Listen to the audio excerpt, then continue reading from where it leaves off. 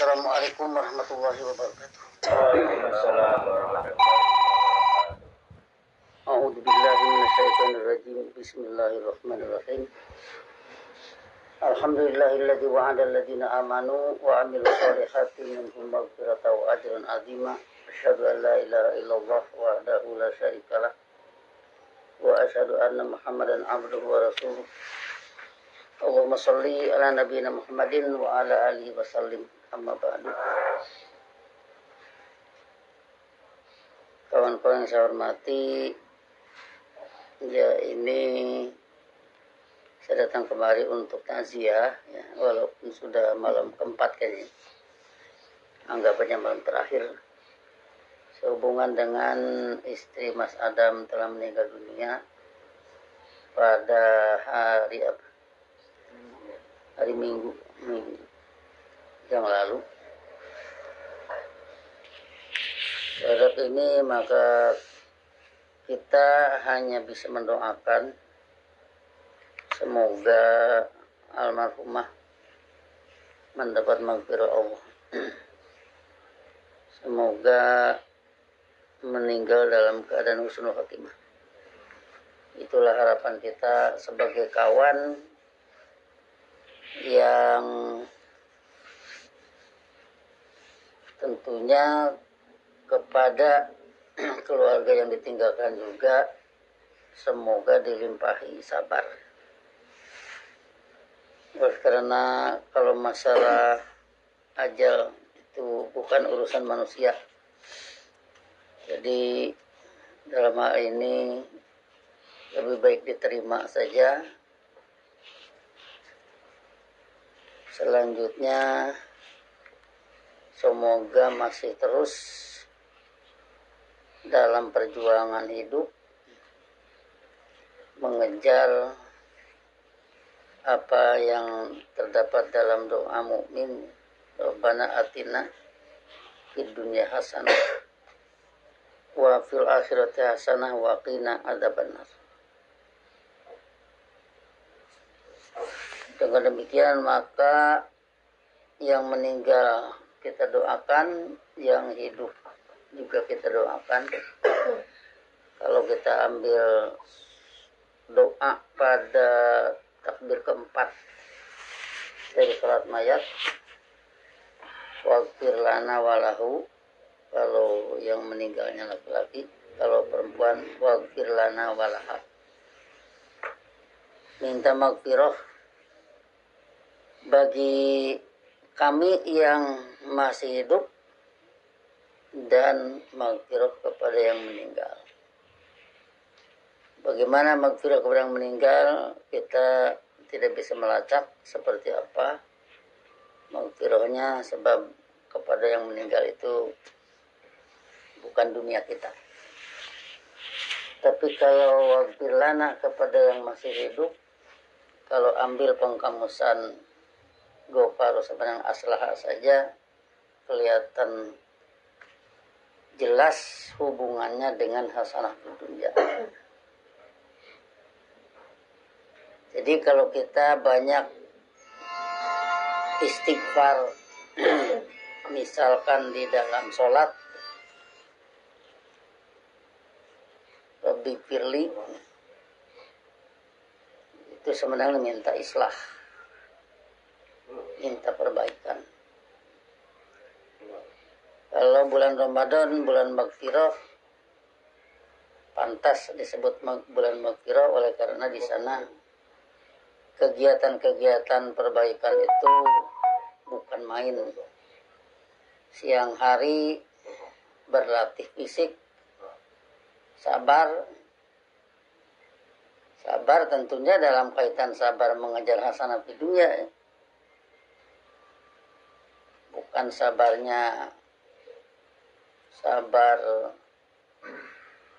seorang yang sedang berburu. Ya sabar menunggu sampai dengan mangsanya tepat untuk ditembak. Ini sabar dalam rangka mengejar hasanah dunia.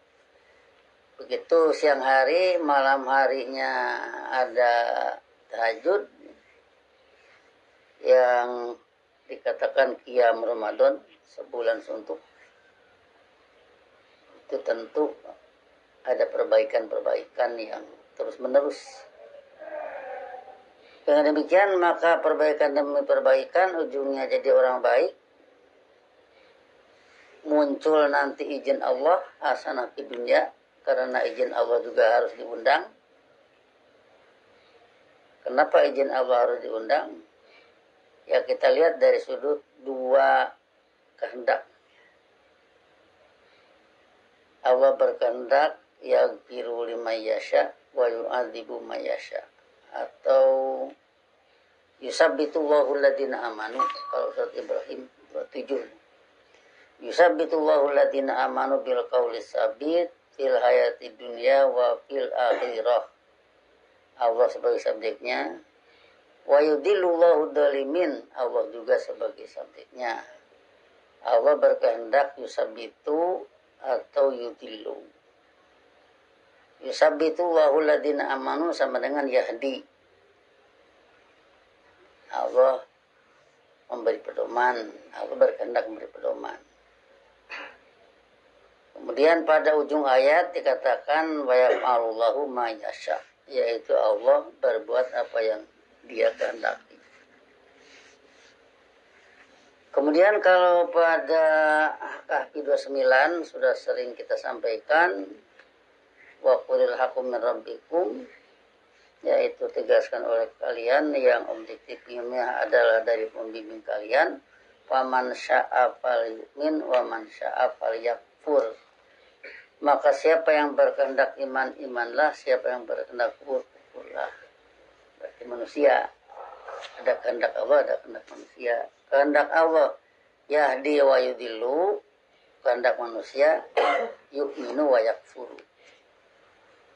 Jadi sama dengan setelannya yahdillahu, Allah memperdomani mayasa, siapa yang Dia kehendaki, yaitu yang berkehendak iman. Terus yudillu mayasa'u, Allah membuat kesasar dulu umat, siapa yang Dia kehendaki, ya itu yang berkehendak kufur. Nah, dengan demikian maka istilah ini tidak rancu ya.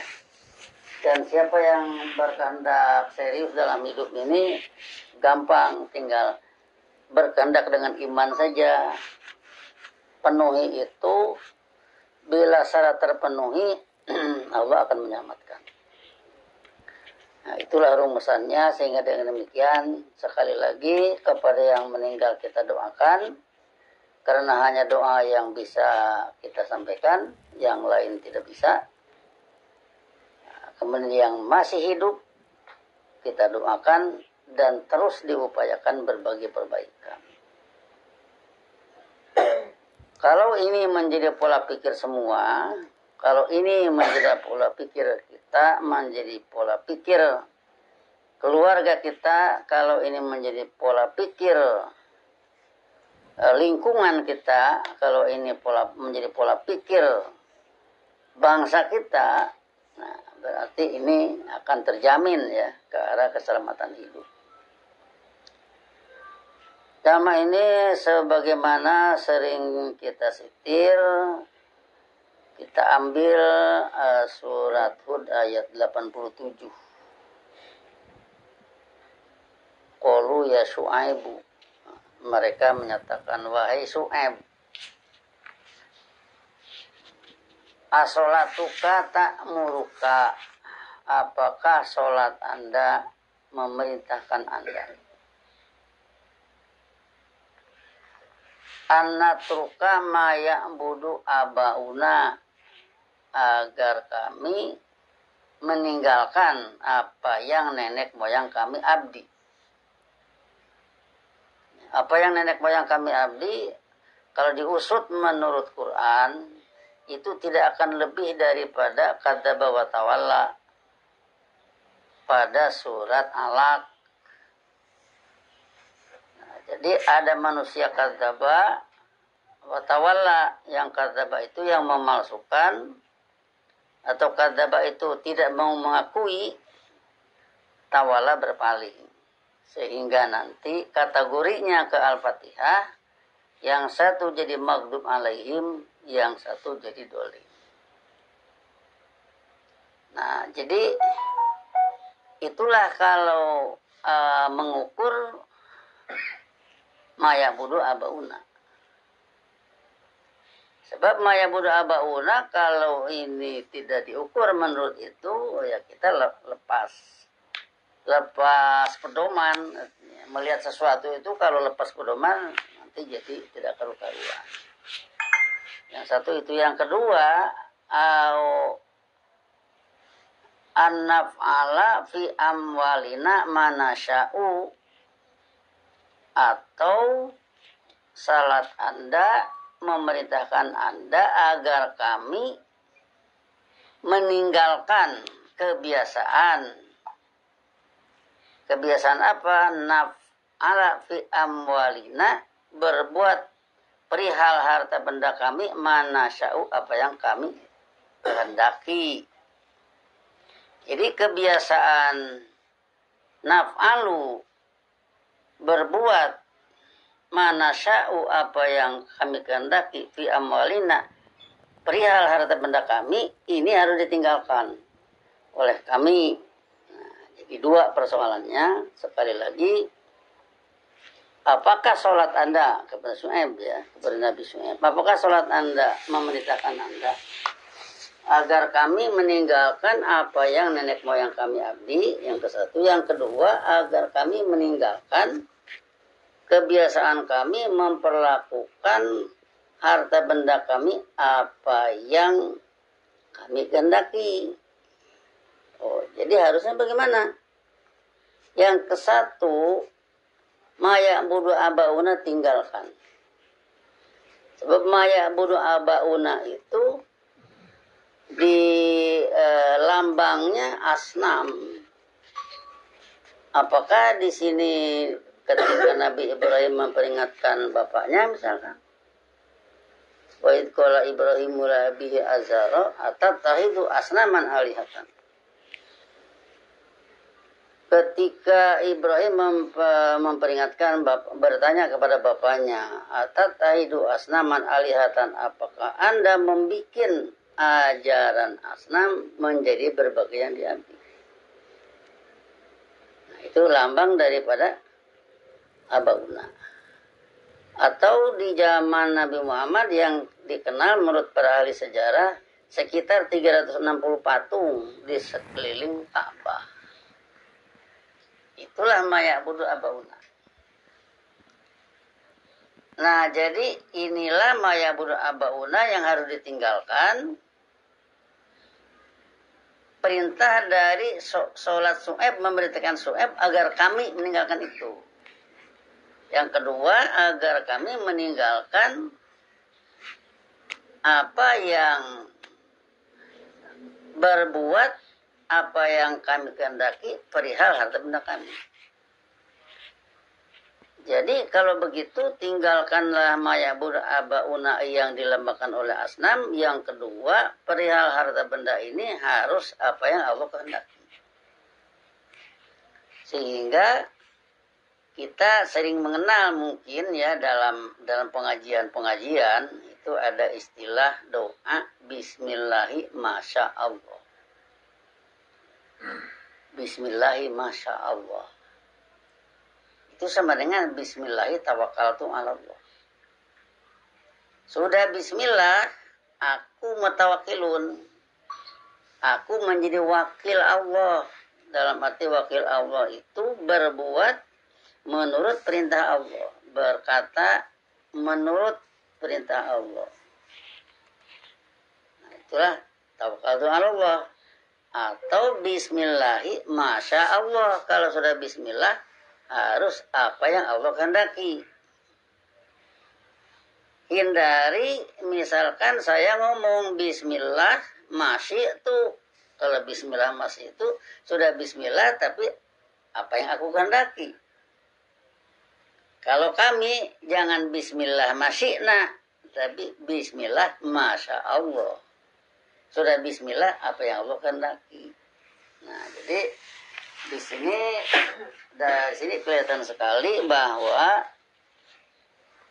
satu tentang meninggalkan tradisi nenek moyang berupa anak asnam. Yang kedua perihal harta benda, harusnya apa yang Allah kehendaki. Dengan demikian kalau hal ini kita bawa ke surat Fatir 29, satu komunitas. Innaladina ayatuna kitab Allah, sesungguhnya mereka yang melakukan studi kitab Allah, mereka banyak orang kan. Wa aqamus sholat, selanjutnya menegakkan sholat. Satu pembinaan iman atau pembinaan kepatuhan. Wa anfaqu mimma razaqnahum sirra wa alaniyatan, serta mengeluarkan anggaran dari apa yang kami telah karuniakan kepada mereka, baik secara rahasia ataupun terang-terangan. Nah, ini satu komunitas yang keterangannya yarjuna tijaratan lan tabur. Mereka itu mengharapkan satu kehidupan yang bagaikan perniagaan yang tidak akan hancur. Itulah hasanah di dunia. Nah, jadi beradalah pada komunitas semacam ini siapa? Ya siapa lagi kalau bukan diri kita? Siapa lagi kalau bukan keluarga kita? Siapa lagi kalau bukan teman terdekat kita? Siapa lagi kalau bukan bangsa kita? Kita dakwahkan. Tetapi jangan aneh nanti begitu kita dakwahkan, ada pihak-pihak yang kata bahwa tawalla. Itu tidak usah aneh, sebab hal ini sudah berlaku pada Rasul-Rasul yang lalu. Sudah urus saja yang mau, arahkan, selamatkan perilakunya, selamatkan harta bendanya. Sebab kalau sudah memperlakukan perihal harta benda apa yang kami kehendaki, ini nanti akan jadi arang habis besi binasa. A'maluhum waladina kafaru a'maluhum karomadin istaddat bihirrih fi yaumin asib. Orang-orang yang bersikap negatif, pelaku perbuatan mereka bagaikan tumpukan abu ditiup angin topan. Kalau tumpukan abu itu ditiup dengan angin sedikit saja bisa sirna, apalagi ditiup sama angin topan ya. Jadi biasa kalau kita menggunakan istilah Quran itu istilahnya ya nggak tanggung-tanggung. Tumpukan abu ditiup angin topan, tidak ada sisa sama sekali. Kalau berbicara misalkan tentang bagaimana ungkapan mereka yang bersikap negatif melawan ungkapan Quran. Nah, jadi diumpamakan seandainya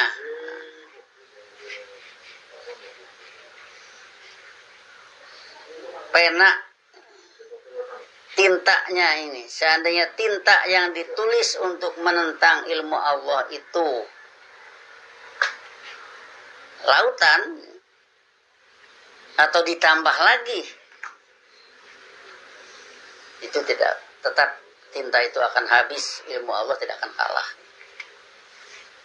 Nah, jadi ya kita bayangkan saja tintanya itu lautan, satu botol aja sudah berapa puluh buku ditulisnya. Jadi selalu bikin ungkapannya itu hebat-hebat ya. Ya tidak bisa kita bayangkan kan kalau sampai tinta itu lautan jadi tinta dipakai nulis melawan ajaran Allah, nggak akan bisa. Selesai tintanya sudah habis, ajaran Allah tetap aja utuh. Nah jadi di sini yang melambangkan seperti itulah. Maka di sini artinya kepada keluarga yang ditinggalkan kita berharap, dan kepada kita semua ya, sebab sama kita juga ditinggalkan oleh kawan, ditinggalkan oleh keluarga kawan, ya tentunya kita semua merasa ditinggalkan semua. Maka dari sini jadi peringatan kepada kita, sebab mayat itu adalah satu khutbah visual, khutbah yang dapat dilihat. Masa iya kita melihat mayat kita tidak sadar mau mati ya. Jadi kalau sudah sadar mau mati berarti sadar pulang ke akhirat. Ya, terhadap ini sering kita kemukakan tentang hadis ya. Ya, apalagi kalau sekarang kan banyak isu kiamat sudah dekat, ya kan? Terus nanti Indonesia diancam gempa, tsunami setinggi 50 meter dan sebagainya. Itu bagaimana itu? Apa akan, apa tidak? Ya bagi kita sih artinya kalau itu terjadi ya bagaimana lagi? Kalau kiamat sudah terjadi bagaimana lagi? Sebab itu semua. Nah, tetapi kita berpegang kepada salah satu hadis yang sering saya kemukakan. In qomatis sa'ah. Apabila kiamat hampir terjadi. Wa qiyadi ahadikum fasilatun. Sedangkan di tangan salah satu kalian ada bibit kurma. Fa ini stato'a. Maka apabila dia bisa, Allah takuma tidak terjadi kiamat hatta yagrisaha hingga dia menanamnya. Fal yagrisha maka hendaknya dia menanamnya. Jadi kalau kiamatnya hampir terjadi tapi belum terjadi, masih bisa menanam bibit kurma, tanamlah bibit kurma. Loh, kita pikir kalimat kiamat hampir terjadi ada bibit kurma harus nanam bibit kurma. Memangnya bibit kurma itu bisa langsung berbuah dalam 1 detik. Kiamat harus terjadi kan? Bukan itunya harus kita lihat, bahwa kiamat belum terjadi masih bisa nanam bibit kurma. Berarti ada amalun bil arkan, membangun hasanah di dunia walaupun tidak kepetik. Jadi amalun bil arkan inilah yang akan dibawa ke akhirat. Sebab kalau kiamat hampir terjadi kemudian bibit kurma tidak ditanam, mau apa? Oh, kalau begitu kita baca-baca aja dikir. Ya, baca-baca dikir itu sadar dengan ilmu. Sadar dengan ilmu itu diantaranya membangun kemakmuran. Tapi orang sadar membangun kemakmuran tidak dibangun. Apa yang tidak dibangun? Bibit kurma masih bisa ditanam, kok tidak ditanam. Jadi berarti amalun bil arkan kita tidak ada. Habis mau apa? Oh, diam aja katanya. Karena kiamat hampir terjadi. Ya diam juga, nanti kan hancur juga. Nah, jadi disinilah artinya ini satu pola pikir yang tinggi ya. Nabi Muhammad mengajarkan. Artinya tidak usah panik. Ya. Kiamat terjadi itu kan kepastian Allah. Sedangkan kita tidak bisa dalam hal ini memastikan itu terjadi. Wala taqulanna li syai'in inni fa'ilun dzalika qadan illa ayyasha Allah. Jangan kamu menyatakan aku mengerjakan ini besok kecuali Allah menghendaki. Jadi artinya kepastian terjadinya tetap pada di Allah, bukan di manusia. Jadi artinya di sini berbuat saja apa yang Allah tentukan untuk pulang ke akhirat. Artinya kalau seseorang yang tahu mau kiamat asar di waktu duhur ada bibit kurma, dia tanam bibit kurma, tambah 1 poin dalam hidup ini. Apa? Menanam bibit kurma. Untuk dibawa pulang ke akhirat. Nah, sebab apa yang kita lakukan ini disuting oleh malaikat. Kalau dia misalkan sudah tahu, seandainya asar mau terjadi di waktu duhur, bibit kurma tidak ditanam, berarti dia kehilangan 1 poin. Apalagi kalau ini dikias. Dikias kepada apa? Dikias pada mengajar. Kalau bibit kurma kan ditanam, dipanennya masih lama. Tapi kalau mengajar, sekarang mengerti, bisa diajarkan lagi pada yang lain. Lumayan lah, 1 poin untuk pulang ke akhirat. Nah, jadi disinilah maka kita punya satu filsafat. Seandainya orang mengatakan, apa cerita akhirat melulu misalkan, nanti dunia ini jadi sepi. Kita balik, justru pengacau dunia ini yang tidak sadar pulang ke akhirat. Kalau orang sadar pulang ke akhirat, kita ambil saja misalkan ayat tentang haji. Inna awal baitin wudi'a lin-nasi lalladzi bibakata mubarakan wa hudan lil alamin fi ayatun bayyinatun maqamu Ibrahim wa man dakhalahu kana aminan walillahi 'alan nasi hijjul baiti. Menurut ajaran Allah atas manusia ada satu kewajiban, haji ke Baitullah. Di ujung ada kalimat wa man kafaro fa innallaha ghaniyun 'anil alamin. Siapa yang bersikap negatif, maka Allah tidak butuh pada semesta budaya. Tiada tanya, Allah tidak butuh pada semesta budaya kalau bersikap negatif dalam urusan haji. Nah, kalau begitu maka ini kan manistato'a. Haji itu siapa yang bisa kan? Yang tidak bisa bagaimana lagi, namanya juga tidak bisa. Tapi dari kalimat ini kita berpikir jangan ada manusia yang tidak terlibat.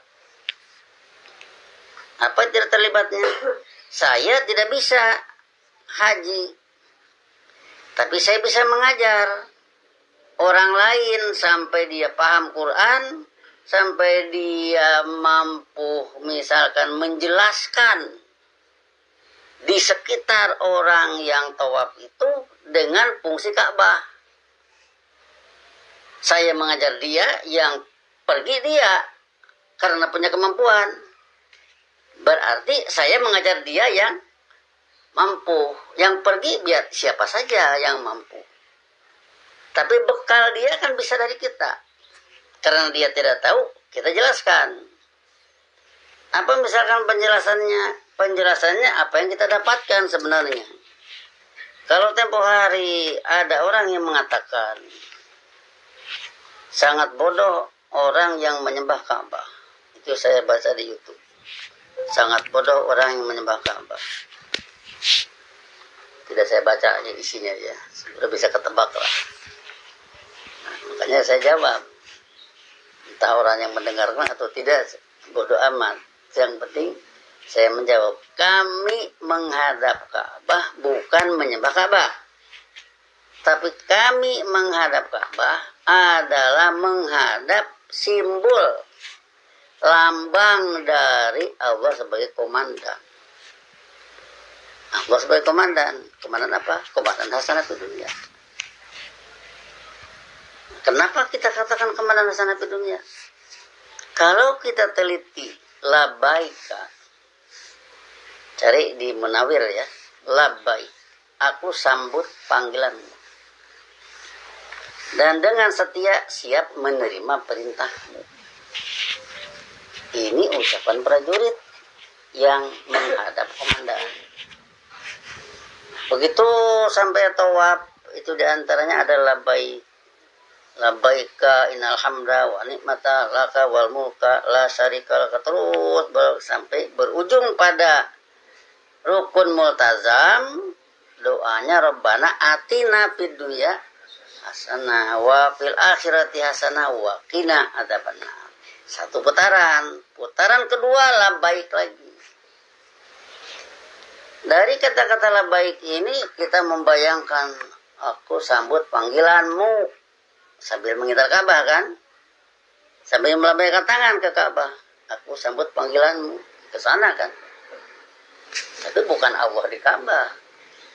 Kenapa bukan Allah di Ka'bah? Ka'bah itu makhluk, Allah itu bukan makhluk. Jadi ini lambangnya saja untuk menyatukan, jangan sampai nanti Ada yang melambai ke utara, ada yang melambai ke selatan, ada yang melambai ke kanan, melambai ke kiri. Ini tidak seragam. Melambainya ke arah Ka'bah, ke arah simbol dari Allah sebagai komandan hasanah di dunia. Komandonya Al-Quran. Ada komando positif, kalau dalam bahasa Inggris itu namanya command. Ada positif command, itu kalimat perintah. Kalau negatif command, itu kalimat larangan. Sehingga dengan demikian, maka positif command amar ma'ruf, negatif command nahi munkar. Komandonya Quran, komandannya Allah. Nah, dari sini saya berani dulu ketika tawaf, dulu ketika di Mekah. Saya mengatakan yang pertama saya ajak bicara itu orang Maroko. Saya katakan Al-Ka'batu Ramzun. Ka'bah adalah simbol lil qaidil a'la, bagi komandan tertinggi, lis salamid duali, bagi perdamaian dunia. Saya menduga akan melawan ya. Saya mungkin tidak biasa dikatakan orang. Tapi di luar dugaan malah mengucapkan subhanallah, alhamdulillah. Saya berarti nerima. Itu yang di Mekah. Terus saya tidak lama di Mekah, ke Madinah. Di Masjid Madinah saya ulang-ulang itu kepada setiap orang yang ketemu. Sebab yang mengongkosi saya itu keponakan saya, memang dia senang bawa saya untuk ngobrol dengan orang lain, dengan orang luar negeri. Semua rata-rata gitu jawaban, subhanallah, alhamdulillah. Nah, jadi ini boleh dikatakan walaupun belum besar-besaran ya, karena saya di saat itu ya hanya bisa semacam itu. Yang lebih dari itu saya belum punya kemampuan. Cuman sekarang ini boleh dikatakan kita kedatangan kawan suatu saat. Karena di Bandar Harapan itu boleh dikatakan pendidikan kan sudah pada diberhentikan ya. Sekolah sudah dihentikan. YPP itu Yayasan Pendidikan Pancasila itu sudah dihentikan, sudah tidak ada, sudah dilebur ke Yayasan YPPTB satu. Sampai sekarang bangunannya sudah tidak ada. Nah, satu saat saya kedatangan seseorang yang saya sebenarnya baru ketemu dengan orangnya. Tapi orang itu dari keluarga yang saya tahu orang tuanya. Sebab bapak dia itu yang pernah menganjurkan saya ke Gontor. Bahkan mengantar saya ke Gontor. Sangat mengharapkan sekali untuk saya dilanjutkan di Gontor dari PKA Cibadak. Itu bapak dia. Ketika itu dia di asrama Pak Dadun Abdul Kohar di Cibadak. Saya selesai kelas 4 PGA, dia anjurkan ke Gontor, dia yang mengantar ke Gontor. Itu bapaknya. Nah, yang datang ke saya itu anaknya. Nah, dia mengatakan, mari kita majukan lagi pendidikan. Oke, kata saya. Sebab saya juga punya keinginan melanjutkan, cuman saya melihat kawan-kawan kayaknya kalau membuat sekolah bukan lagi pendidikan. Oke, kata saya. Sebab saya juga punya keinginan melanjutkan, cuman saya melihat kawan-kawan kayaknya kalau membuat sekolah di saat itu akan terjadi saya cari dana, saya juga ngajar ya. Sebab kalau urusan ngajar saya kira sudah puluhan tahun itu rata-rata ngajar terus, tidak pernah berhenti. Kemudian kalau membuat sekolah mungkin harus cari dana juga. Saya pikir saya cari dana, saya ngajar, ujungnya nanti malah pendidikannya bangkrut, ujungnya terlibatlah cari uang. Nah, ini datang tidak bicara suruh nyari uang, dia akan membuat sekolah. Nah, saya waktu itu antara percaya tidak percaya, ya oke kan saja ya. Tapi ternyata setelah sekian lama, benar-benar bikin sekolah nih. Bikin sekolah, ya syukur. Saya pikir syukur terus saja. Dari sanalah mulai berkembang ya, terutama juga dalam kaitan dengan perkembangan teknologi, naturalis ya sebenarnya kan. Dengan HP-HP canggih dan sebagainya yang sampai saat ini boleh dikatakan apa yang kita sering bahas itu ya hampir ya mungkin juga tersebar di seluruh Indonesia. Nah, jadi artinya setelah itulah saya merasa bahwa dakwah ini ada tempat. Dakwah ini ada yang membawa. Kalau zaman dulu saya hanya ngurus anak-anak sekolah, kemudian kawan yang lain juga ngurus keluar. Sekarang orangnya sudah pindah ke Jawa, sudah tidak lagi di sini. Saya hanya ngurus pendidikan, tapi saya lihat-lihat ke kanan ke kiri, peserta di sini sekian orang, di sana sekian orang, di sono sekian orang, kadang-kadang datang, kadang-kadang tidak dan sebagainya. Saya pikir ini dakwah yang kita lakukan ini kapan mau sampai ke Hong Kong? Di sini aja saya sudah sekian tahun hanya itu dan sebagainya. Itulah yang belum terpecahkan.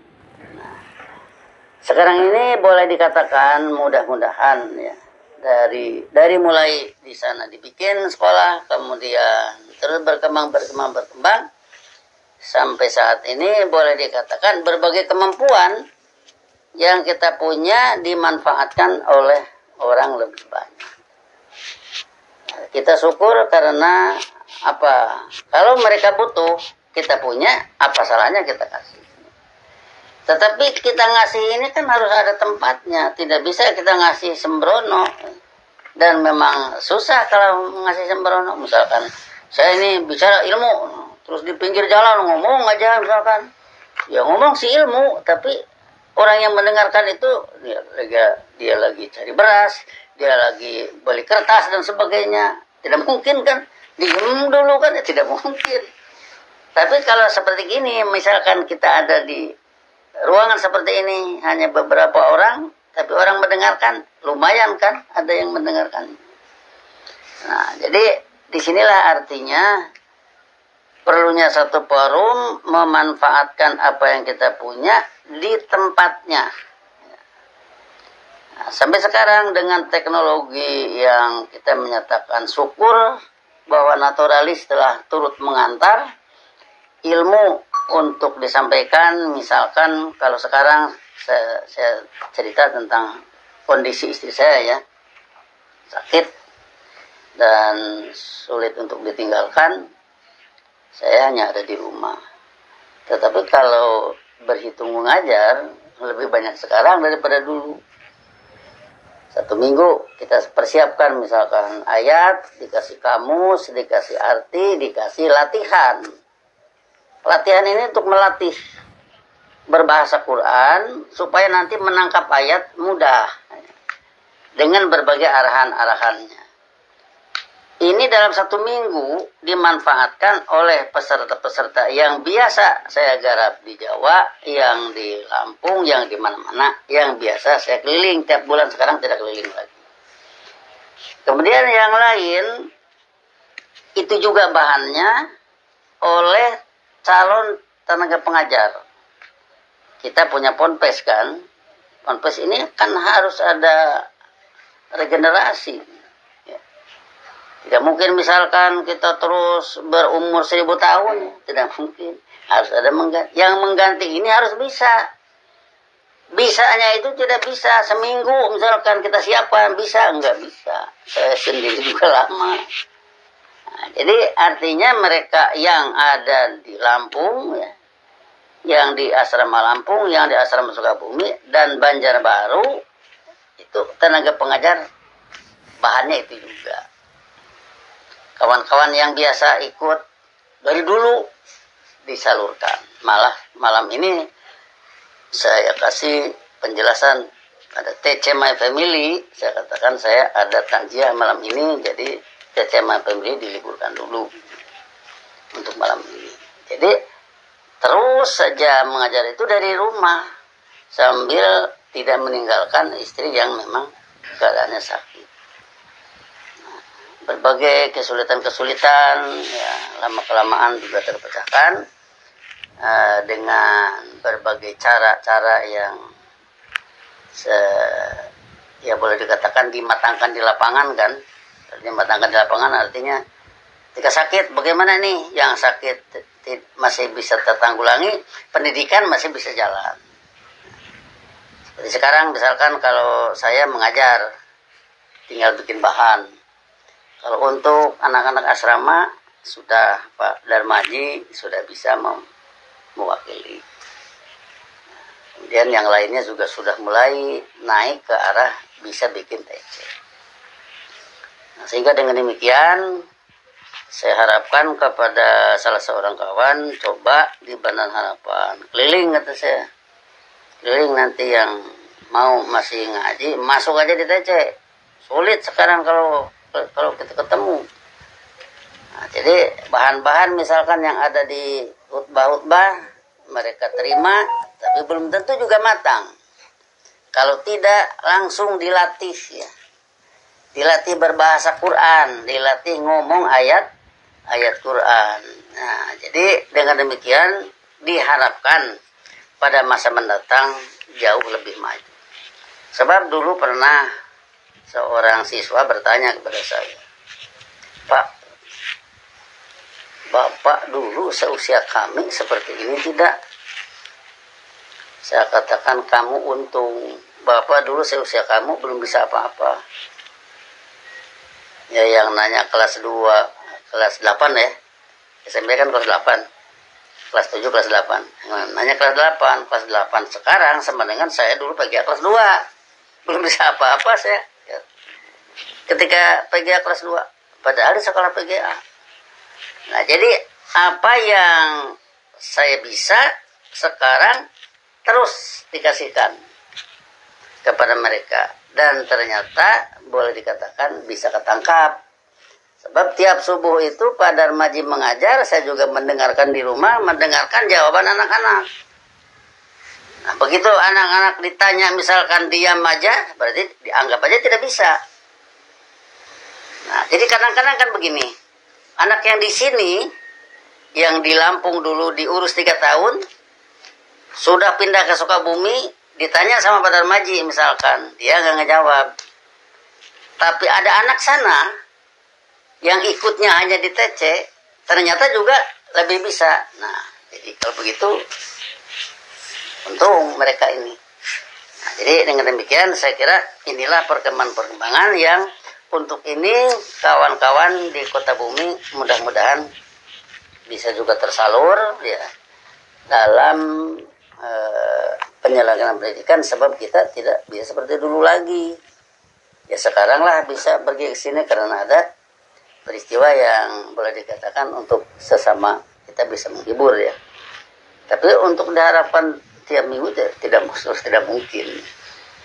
Nah, jadi di TC itulah kita mengharapkan coba berlatih penggunaan aplikasi TC ya. Ternyata yang belum bisa itu ya dia belum bisa aja. Ada orang Medan misalkan ikut di TC, tanya anaknya, kata saya bikin sudah ikut. Terus itu jangan dihidupkan terus, matikan. Mana katanya yang dikliknya mana? Itu yang gambar mic coba nggak ada. Ah masa? Itu namanya tidak bisa kan? Ya tidak bisa. Ya saya juga kalau tidak bisa tetap aja tidak bisa. Nah jadi ini perlu dilatih. Jadi kawan-kawan sekarang sudah mulailah berangsur.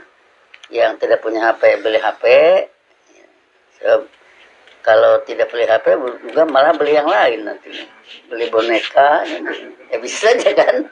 Yang tidak perlu dibeli, yang ujungnya juga tidak kemakan, kadang-kadang gitu. Ya, ini dibelikan HP supaya artinya bisa ikut pendidikan. Ya, jadi dengan demikian agak lumayan ya. Dilihat dari ukuran umum saja, wah HP-nya Android semua katanya di sini. Ya memang ada perlunya. Bukan untuk cari itu ini, ada perlunya dalam studi. Jadi disinilah saya kira ini mudah-mudahan kita ke depannya ada perbaikan. Satu, kembali kepada yang tadi, as-sholatuka. Apakah sholat Anda kepada Syuaib nih, kepada Nabi Syuaib, kaumnya yang tidak pro, as-sholatuka ta'muruka annatruka maya budu abauna. Apakah sholat Anda menyuruh Anda untuk kami meninggalkan apa yang nenek moyang kami abdi. Yang kedua, au anaf fi amwalina manasya'u, atau meninggalkan kebiasaan kami melakukan apa yang kami kehendaki perihal harta benda. Jadi berarti kalau begitu, kalau mau kehidupan jannah, maka tinggalkanlah tradisi nenek moyang yang kadzabat tawalla. Yang kedua, perlakukan harta benda menurut yang Allah kehendaki. Sebab ini dari Allah. Wa anfaqu mimma rozaqnahum. Mereka mengeluarkan anggaran dari apa yang kami karuniakan kepada mereka. Jadi, begitu mereka mengeluarkan anggaran, itu kehendak Allah, bukan kehendak manusia. Jadi dengan demikian mudah-mudahan kehidupan kita, kehidupan kawan kita, keluarga kita, bangsa kita ya, jadi turut juga dewasa dalam memperlakukan ini semua dengan ilmu. Ada misalkan berita, informasi tentang kiamat dan sebagainya. Ya kalau memang terjadi ya terjadi aja, toh semua juga akan mengalami. Ya gimana kita menghindarnya?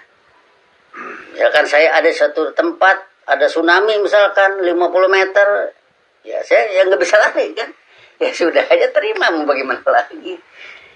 Nah, tetapi kalau meninggal kita husnul khotimah ya nggak masalah. Daripada bisa lari ujungnya nanti meninggal suul khotimah. Jadinya kadang-kadang kita kan kalau berpikir begini, apa gunanya sih seluruh manusia selamat, saya celaka? Nggak ada gunanya kan bagi saya. Atau sebaliknya, seluruh manusia celaka, saya selamat, bagi saya untung. Tapi lebih baik sih semua pada selamat. Tapi minimal kalau orang lain pada celaka, kita selamat. Nah, masih untung kan? Nah, saya kira demikianlah. Mudah-mudahan ada manfaatnya, khususnya kepada yang meninggal kita doakan mendapat maghfirah dan meninggal khotimah, dan kita yang ditinggalkan masih tetap melakukan perbaikan dalam hidup, penanggapan ilmu, sikap kita seperti surat Hud ayat 87 tadi. Artinya seperti itulah apa yang dimaksud bismillahi, masya Allah, bismillah, apa yang Allah kehendaki. Sekian saya kira, mudah-mudahan bermanfaat. Assalamualaikum warahmatullahi wabarakatuh.